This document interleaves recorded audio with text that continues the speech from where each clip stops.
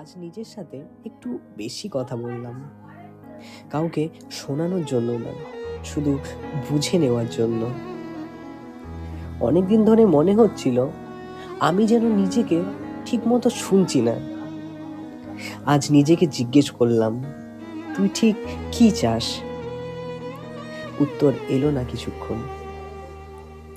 কিছু প্রশ্নের উত্তর সময়ের সাথে আসে, আজ সেটা মেনে নিলাম।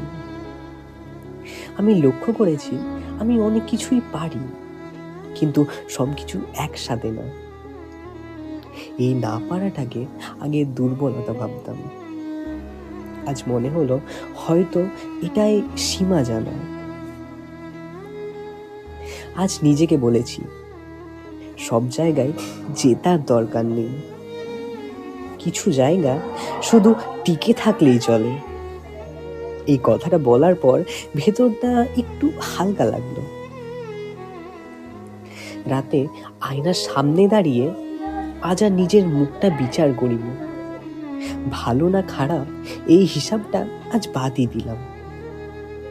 শুধু দেখলাম একটা মানুষ দিনটা শেষ করে দাঁড়িয়ে আছে। আমি জানি আমি এখনো পুরো ঠিক নই, কিন্তু আজ অন্তত নিজের পাশে দাঁড়াতে পেরেছি।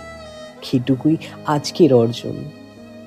ডায়েরি আজ শুধু এটুকুই লিখলাম, আমি নিজেকে ঠিক করার চেয়ে নিজেকে বোঝার চেষ্টা করছি, আর সেটা একটা আলাদা রকম শান্তি।